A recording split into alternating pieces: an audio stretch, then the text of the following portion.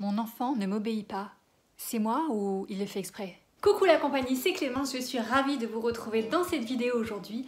Mon enfant, j'ai la sensation qu'il ne m'écoute pas, qu'il ne m'obéit pas, donc je vous avais déjà donné des clés dans cette vidéo. Vous pourrez cliquer sur le petit lien, je vous remets le petit lien justement pour aller la voir. Et aujourd'hui, on va essayer d'aller encore un petit peu plus loin sur ce sujet-là. Et grâce à l'Odyssée à petits pas, je vous accompagne justement dans votre projet de parentalité. De même qu'on fait un projet de naissance ou des cours de préparation à la naissance, on peut aussi se faire accompagner pour que la parentalité se passe mieux, se passe bien, se passe du mieux possible.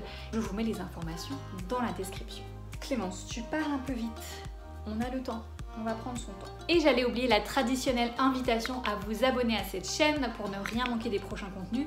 Et j'écris une newsletter qui s'appelle le Routard de la parentalité. Je vous invite fortement à vous inscrire. J'y partage vraiment du contenu qualitatif. Enfin, je m'applique à mettre des choses pratiques et des astuces concrètes et des informations importantes. C'est pas du blabla pour m'écouter parler, c'est vraiment pour vous aider. Donc, allez y faire un tour et inscrivez-vous pour nous rejoindre. Alors, sans plus attendre, parce que je sais que c'est pour ça que vous êtes là, voici les 3 informations que je veux vous partager sur la thématique « Mon enfant ne m'écoute pas ». La première information essentielle à garder en tête toujours, votre enfant vous écoute, justement. Et parfois, on a tendance, surtout quand ils sont plus petits, à leur donner des idées, de peur qu'ils ne les aient eux-mêmes. Clémence, je comprends rien à ce que tu dis. Est-ce que tu peux être plus claire, s'il te plaît? Oui, bien sûr, je vais vous donner un exemple très concret puisque c'est du vécu d'il n'y a pas si longtemps que ça avec mon fils qui est relativement grand, qui a 4 ans. J'ai fait une erreur, ce qu'on pourrait appeler une erreur de débutante et quelque part, c'est la vie, je la partage avec vous. On était en train de cuisiner avec mon fils et de peur qu'il ne se brûle parce qu'il était près de la zone du point chaud, etc., près de la casserole, je lui dis « Fais attention, la casserole est chaude ». Bon, on est d'accord que ça part quand même d'un bon sentiment, cette histoire-là. Et en lui disant ça, figurez-vous, qu'a-t-il fait? Il a touché la casserole. Il s'est brûlé, il a pleuré, il m'a regardé, il n'a pas compris. Notre enfant nous écoute. Donc lorsque je lui dis « Fais attention, la casserole est chaude », je lui mets une idée dans la tête. Tiens, est-ce qu'elle dit un truc vrai? Ou est-ce que c'est juste des phrases qu'elle dit comme ça et si ça se trouve c'est même pas vrai, elle est pas encore chaude la casserole. Et il est allé toucher et comme je raconte pas de bobard, pas de chance, il s'est brûlé parce qu'elle était effectivement chaude. Donc attention à ce que l'on dit, mettons de la conscience, on peut pas le faire H24 on est d'accord, mais mettons de la conscience sur certains moments de notre journée où on est plus disponible pour entendre ce qu'on leur dit. Alors ça c'est un exemple, voilà, c'est un exemple pratique, peut-être je pourrais vous en trouver un autre. Par exemple, vous arrivez dans une salle d'attente de médecin et vous dites tu touches pas à la plante verte. Hein. À l'occasion il n'avait pas du tout pensé, il comptait jouer avec les 4 pauvres Playmobil qui se battent en duel. Mais du coup, il se dit que tiens, il pourrait peut-être aller vérifier si c'est une vraie plante, une fausse plante, si ça se déchire pas, etc. Donc, on dit ces phrases-là, on sait pourquoi, c'est pour anticiper les problèmes, pour que les problèmes n'arrivent pas. Mais parfois, c'est nous qui les créons, ces problèmes, en donnant les idées, comme je disais tout à l'heure. La deuxième information essentielle à savoir, et peut-être l'avez-vous déjà entendu, mais il est toujours bon de rappeler ce fait-là, c'est qu'un enfant, un jeune enfant, ne comprend pas la négation. C'est scientifique, il n'y a pas d'histoire de il fait exprès ou de je ne sais pas quoi, c'est comme ça.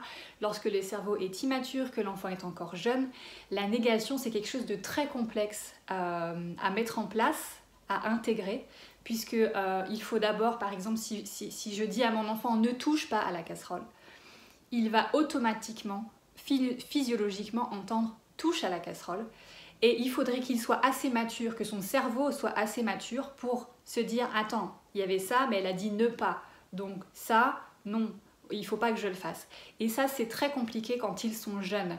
C'est pour ça que dans nos consignes, de ne pas utiliser, d'éviter au maximum les négations. Par exemple, la fameuse flaque d'eau quand on va à l'école, qu'il est tout beau, tout propre le lundi matin, au lieu de dire ne marche pas dans la flaque, on va lui dire on fait le tour de la flaque, on passe à côté.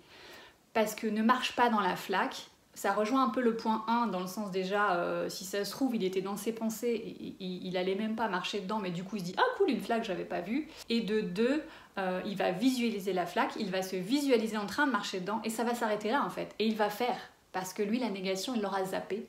Enfin, son cerveau l'aura zappé. Et ça ne sera pas fait exprès pour vous embêter. Sauf s'il a 12 ans, là, il fait exprès. C'est à nous de formuler les choses de façon positive.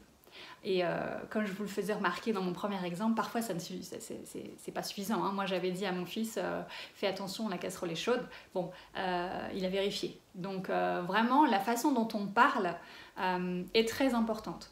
Ah, et d'ailleurs je vais vous donner encore un dernier petit exemple sur la formulation, faire attention à la formulation.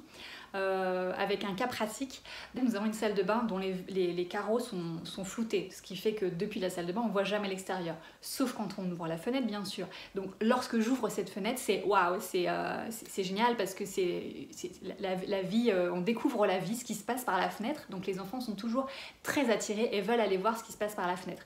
Cette fenêtre arrive à peu près à ce niveau-là de mon dernier. Et voilà, on peut très bien être tenté de dire « ne te penche pas par la fenêtre ». Je veux dire, c'est la phrase qui va sortir instinctivement, « ne te penche pas par la fenêtre ». Sans compter qu'il y a les petits tuyaux d'arrivée d'eau et qui instinctivement, lui, il a tendance à mettre le pied sur le tuyau d'eau. Donc on a très envie de dire « ne mets pas tes pieds sur les tuyaux, ne te penche pas par la fenêtre ». Et donc si je vous refais le process, ça fait « mets tes pieds sur le tuyau et penche-toi par la fenêtre ». Donc ce que je dis à chaque fois que j'ouvre cette fenêtre, bon je les laisse pas seuls dans ces cas-là, mais je suis dans la pièce et je dis systématiquement quand j'ouvre la fenêtre, pour regarder par la fenêtre, les 2 pieds restent à plat au sol. D'ailleurs c'est assez drôle parce que ma fille qui a 8 ans, quand j'ouvre la fenêtre, si je ne l'ai pas encore dit, elle le dit à ma place à Ulysse, elle dit les 2 pieds à plat au sol. Donc ça c'est une consigne, en tout cas dans la théorie, voilà, qui est bien structurée et qui met les chances de notre côté. Donc comme dit, on ne va pas le laisser pour autant jouer avec la fenêtre ouverte, mais au moins la consigne est claire et correspond à la maturité physiologique du cerveau d'un jeune enfant.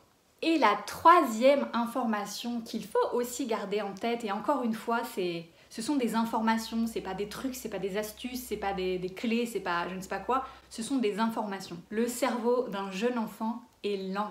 C'est comme la blague, il a le cerveau lent, c'est exactement pareil, c'est vrai. Ça veut dire que lorsque vous allez donner une consigne, il va pas se mettre en action à la vitesse où vous auriez envie qu'il se mette en action. Il va forcément y avoir un temps avant de pouvoir se mettre en action. Et ça, c'est s'il a bien entendu votre consigne parce qu'il n'est pas en train de jouer au Lego et qu'il n'est pas pris dans sa bulle de jeu, dans son univers. Donc, il y a un temps de latence qu'il faut accepter quand on est parent. Si ça traîne trop, soit il ne vous a pas entendu, soit il vous endort, c'est possible aussi. Mais de base, le cerveau est plus lent. Et l'information qui va aussi avec, le cerveau est plus lent et ils oublient plus vite. Donc c'est pas parce que vous avez dit va te brosser les dents il y a 1 minute 30 qu'il s'en souvient encore. Donc à nouveau je parle des enfants qui sont jeunes, hein, qui ont moins de 5 ans, moins de 4 ans. Moi j'ai eu l'exemple encore il n'y a pas longtemps. Je demande à mon fils d'aller se brosser les dents, pas grosse surprise, hein, après le repas, avant d'aller se coucher pour l'école le lendemain, blablabla. Et je vois qu'il ne se passe rien, qu'entre-temps, il est en train de jouer, de faire autre chose, et du coup, je l'arrête, et je lui demande, je lui dis, est-ce que tu te souviens? Je t'ai demandé d'aller te brosser les dents. Il m'a fait une tête de, hop, genre, ah ouais, complètement zappé. Mais c'était sincère, ça se lisait sur son visage qu'il avait complètement oublié que je lui avais dit d'aller se brosser les dents. Donc c'est pas forcément qu'il joue et qu'il essaye de perdre du temps parce qu'il veut pas aller se coucher, parfois oui, mais parfois non. Et là, dans le cas là, c'est juste que comme c'est un enfant et que son métier principal c'est de jouer et d'explorer, et puis le jeu a pris le dessus, et puis ensuite il a complètement oublié que moi je lui avais demandé quelque chose. Voilà pour la 3e chose que je voulais partager avec vous. Et je vous résume ça très brièvement pour vous faciliter la mémorisation. En 1, mon enfant m'écoute, mon enfant entend. Attention à ne pas lui donner les idées. En 2, un enfant ne peut pas, avec son cerveau immature, intégrer ce que c'est qu'une négation et imaginer quelque chose et ensuite la négation de cette chose-là. Et en 3, le cerveau d'un jeune enfant est plus lent et passe à autre chose et zappe plus vite ce qu'on dit. qu'un cerveau d'adulte. J'espère que tout ça aura pu vous être utile. Je vous invite à liker, à vous abonner, à partager, à vous inscrire au routard de la parentalité, à me rejoindre sur Instagram et Facebook et pourquoi pas venir discuter de parentalité avec moi en séance découverte dans le cadre de mon accompagnement. Je vous rassure, il n'y a pas de vente forcée. Déjà, on discute, on voit si on s'entend, on voit s'il y a les mêmes philosophies, les mêmes valeurs. Mais ça peut être intéressant pour vous de faire un petit peu le point. Et bien en attendant, je vous souhaite une belle journée. On se retrouve dans la prochaine vidéo. Je vous embrasse. À la prochaine. Ciao, bye.